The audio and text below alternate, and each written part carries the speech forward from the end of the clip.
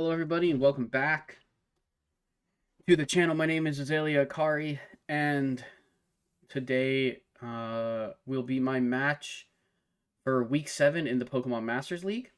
We are in Week 7, and this is the final week of divisional play for the season. I am playing my rematch against the Los Angeles Renegades, coached by Ultzz.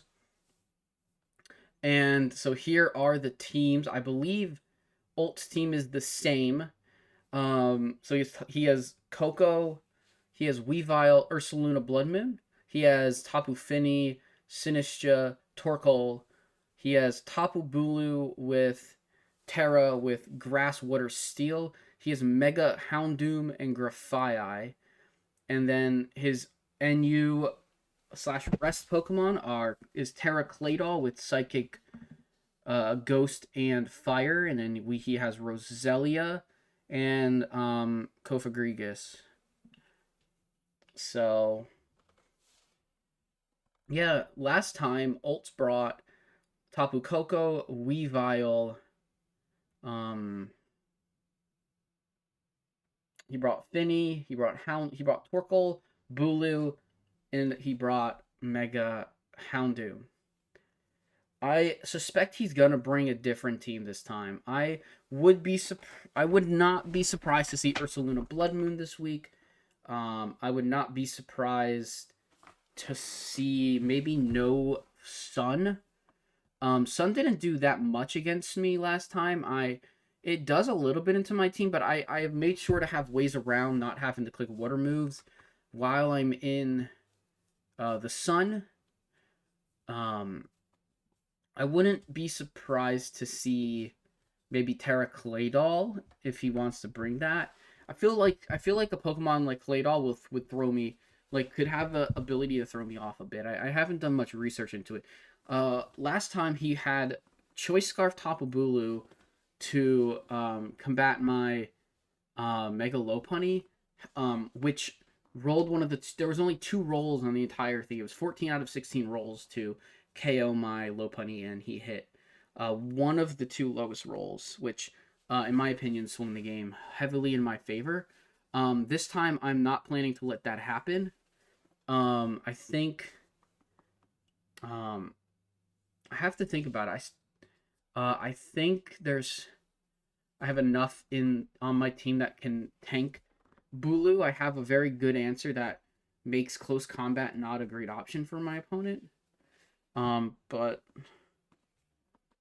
yeah, let's go ahead from here, and I will tell you what I am bringing in my match this week.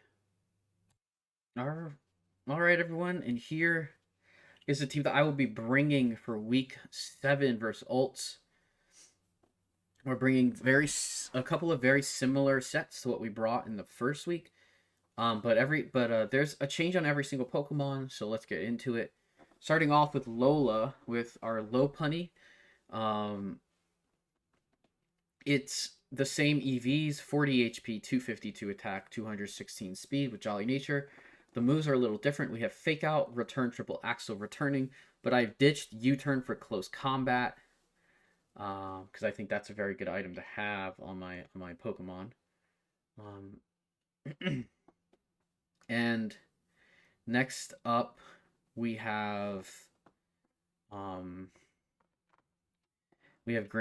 We have Grenade the Greninja holding Life Orb with Protean ability. We have 56 HP, 252 special attack, 200 speed, and we're running Timid Nature.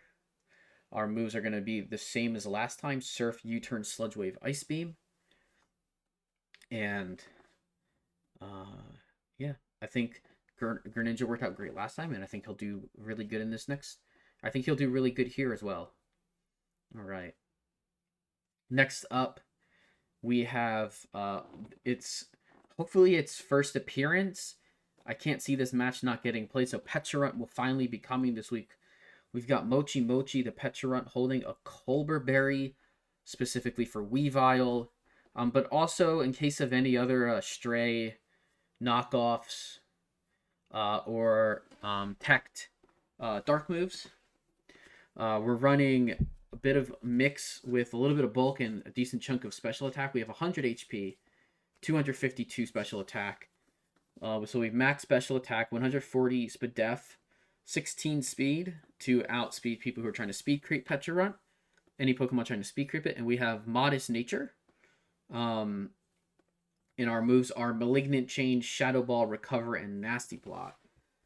So we're trying to avoid getting killed by dark moves, but also getting a Nasty Plot set up.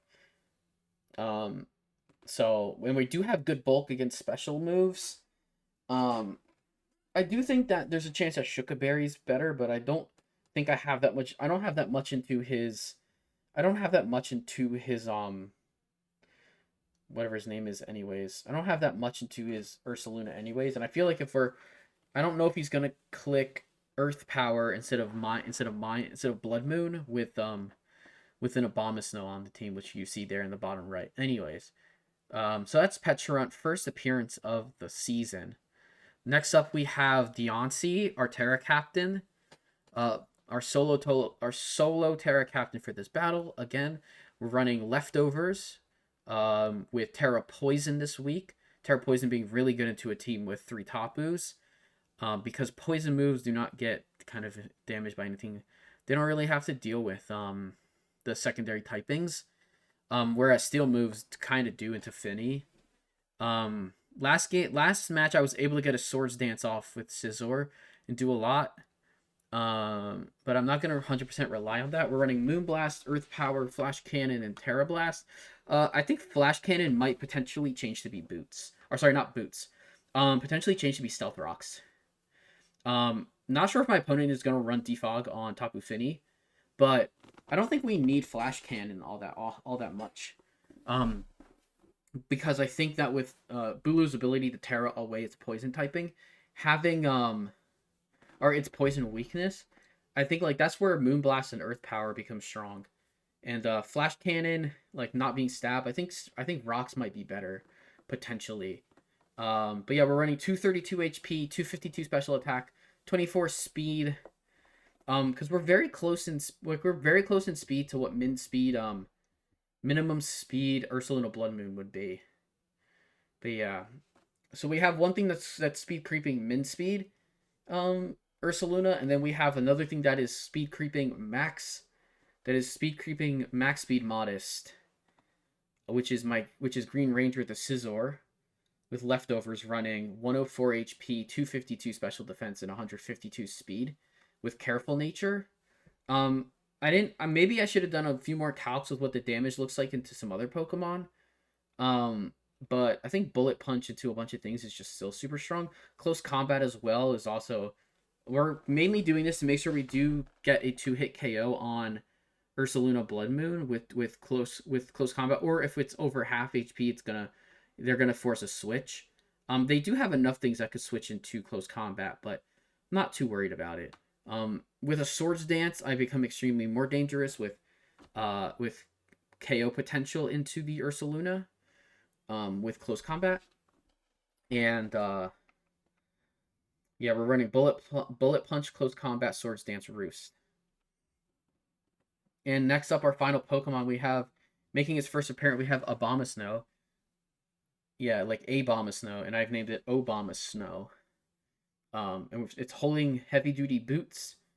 It's gonna be 250, or it's gonna be Snow Warning to set snow as a potential way to take the sun away from things like Mega Houndoom. And I might have to sack the Abomasnow to do it. But if I can get rid of Sun after Torkoal's down, then we're sitting pretty. Yeah, we're running Boots because I do potentially expect him to have rocks on his Torkoal. And most things on my team are all neutral damage or less than neutral damage to rocks. But Abomasnow is not, so I need Boots. We have 248 HP, 8 special attack, 252 special defense, Calm Nature, and we're running Aurora Veil, Blizzard, Giga Drain, Earth Power, a pretty typical Abomasnow set. So that's going to be the team that I run tonight.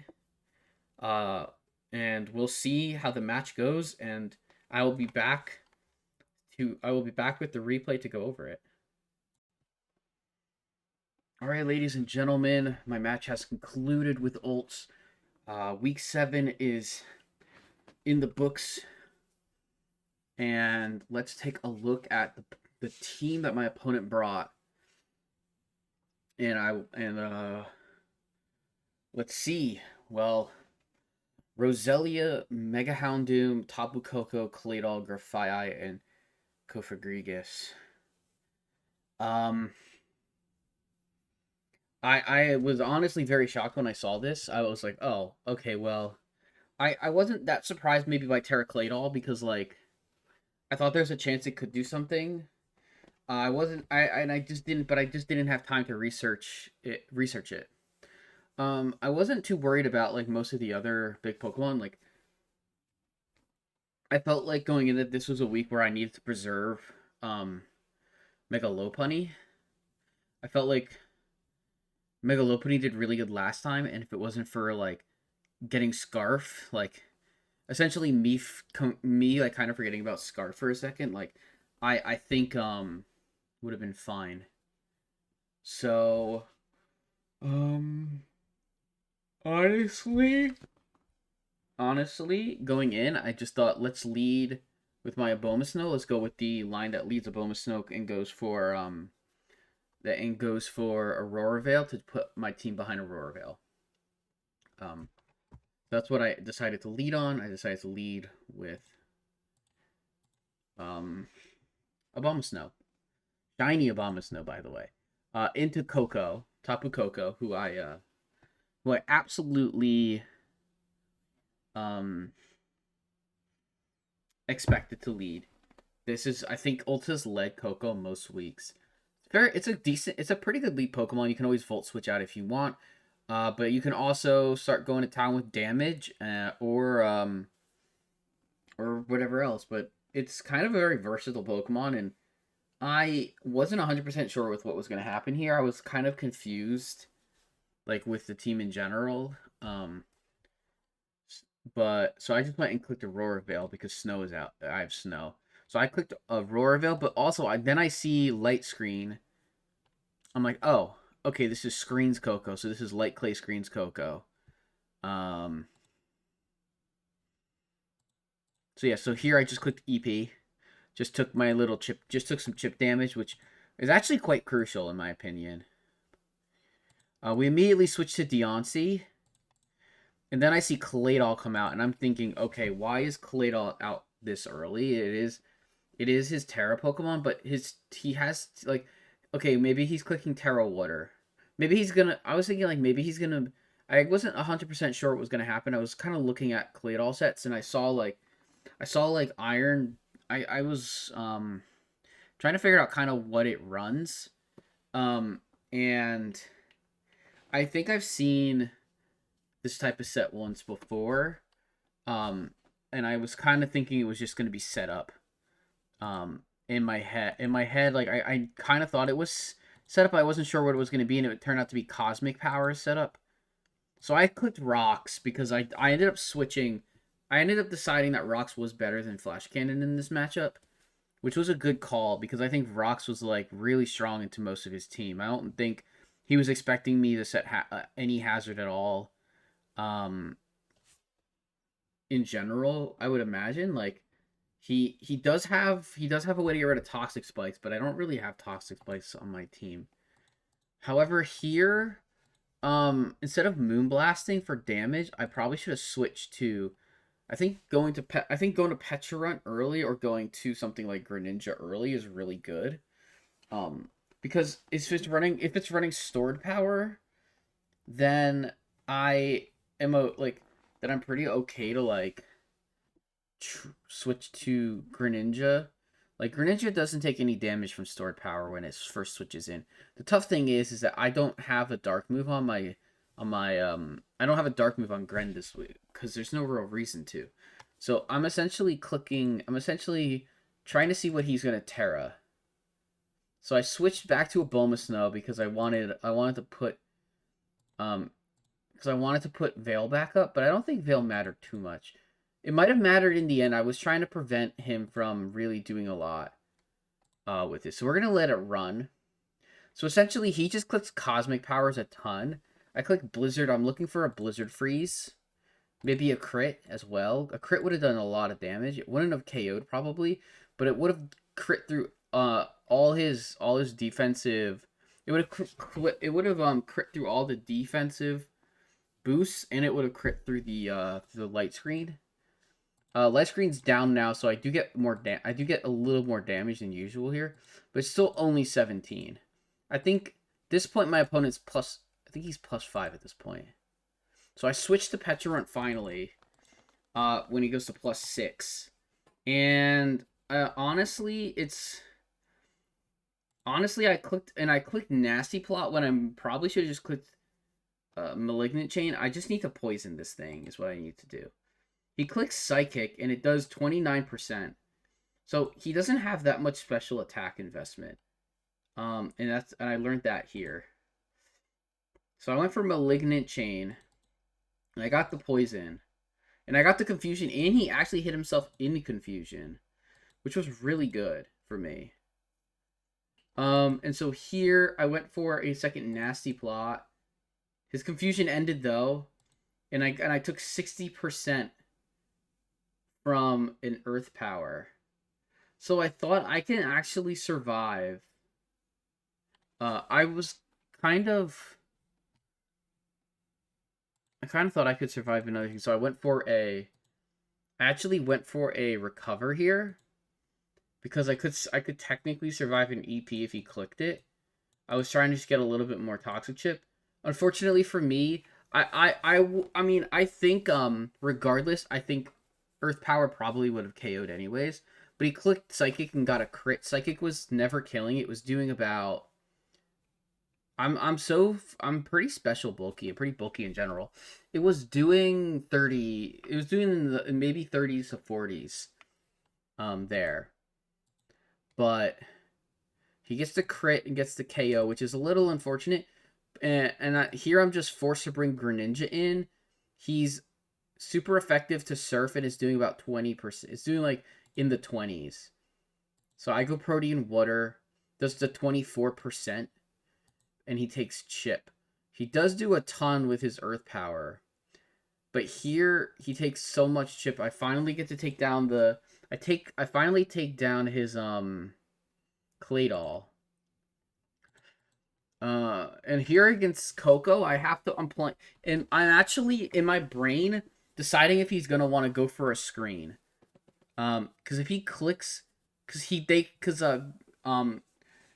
Coco can click Light Screen here, and it will stop me. It might even stop me from KOing, but I'll do a lot of. I might have still potentially KO'd through it. It was close. However, I probably should have always just switched out, knowing that we're gonna see a Volt Switch click, and I could just switch back to Abomasnow. That will eat the incoming Volt Switch pretty easily. So Electric Surge comes up, and I have to click Sludge Wave here, and he just clicks the Volt Switch, which was very obvious, in my opinion. He sends out Kofa, and here's where I go for a Abomasnow, and I go to set up my and I just set up a Roar Veil and let him take out my Pokemon. So here I just click Blizzard for some damage, and Psychic comes in, and that will take me out with toxic damage. So I have 4 turns of I'm gonna have 3 turns of Veil, and I have Lopunny. And here I make a big mistake. So I know that he has Mummy. I know that when I attack, and I don't exactly remember how Mummy works, but I was thinking he's gonna switch. Like, he might not want to lose this thing, but obviously I should have just realized he wasn't going to care, and I should have just clicked return and gotten the KO. So I should have clicked return and gotten the KO, but if he did go for some switch, I could get some chip damage. However, I should have always just clicked return and taken Mummy that way.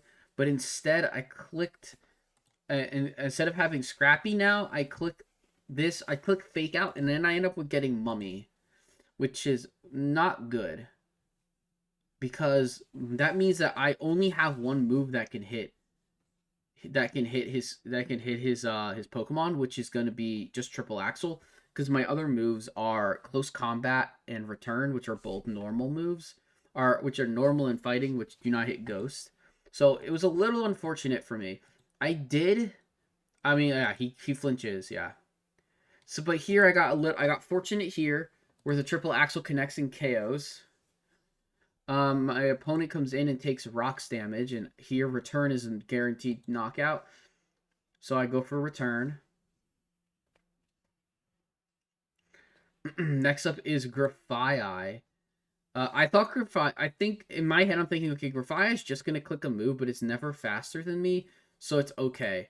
But he actually was Scarf and he clicked Sunny Day, which I thought was a little interesting to not just click a move that would deal damage. Because even if he clicks like Gunk Shot and it hits and he takes Mummy from me, like it doesn't do anything to him. He doesn't he went Prankster Sunny Day. That's what it was. It's Prankster Sunny Day. He was slower. He didn't have a Scarf. Never mind. That's why he clicked it. I mean, it doesn't matter whether he clicks Sunny Day or an attacking move there if he was Scarfed or not. Regardless, he still has a Houndoom, which can't take a close combat, so I just click close combat. And then last up is gonna be Roselia. And it was interesting because Eviolite Roselia shouldn't take that much damage. I didn't know exactly what type of like move set I was looking at, what type of EVs. Like he could have been super bulky on the physical side. And I don't think I would have KO'd. But I just clicked triple axle and hope for the best. Once I saw 28, I said, yeah, this is over. Like even if I get 2 hits and it doesn't KO, I just come back and I just click. And I just click like CC next turn or something. Or whatever. I'm very weak, so I might die, but at least then I just go to Deontay and I just click Terra Poison, Terra Blast, and I lose by 2 Pokemon. But that doesn't happen. And it has happened this week. I wasn't planning for it to be a Lola week. I mean, everything on my team is here for a reason. They all had parts to play. But Mega Lopunny gets 5 KOs and probably takes the kill lead on my team. I don't know because Deontay has gotten some good weeks, but has had a good early part of the season, and I think most times I'm not really chaining kills with Pokemon. I'm positioning pretty well and like working that way. However, what a pretty fun. That was a pretty stressful and ultimately fun game of Pokemon because I wasn't sure because the Claydol had me reeling. I think Claydol with Sword Power probably swept my team because I didn't really know what to do with it. Although the good news is like because the thing is that I'm forced to go with a Surf into it, and because I can't just click Dark Pulse. If I had Dark Pulse, that would have been great because then I could have eliminated Psychic from hitting it, but it didn't matter. At least it didn't matter there. So good news is that I have now brought almost every single one of my Pokemon. The last Pokemon that hasn't come from my team is Quillfish, and I'm sure I might find a week for Quillfish, to be honest. We'll see how it plays out for these next couple of weeks. But yeah, I'm super excited for my match next week as well. And I'm 2 weeks, so I'm currently 7-0 right now. So we're running really hot, undefeated in PML, and 2 more weeks to go, and let's see if we can take home the undefeated season and take it into playoffs as the number 1 seed. Regardless, I will be probably a top. I think it's almost guaranteed that I'll be 1, 2, or 3, depending on how these next 2 weeks are. Because I don't think I'll slop. I don't think I'll drop to the 4 seed. In other words, but that completes a 5-0 division and 7-0 overall. So the next 2 weeks are the other 2 cross divisional weeks, cross conference. So look forward to that, and I will see everybody for them.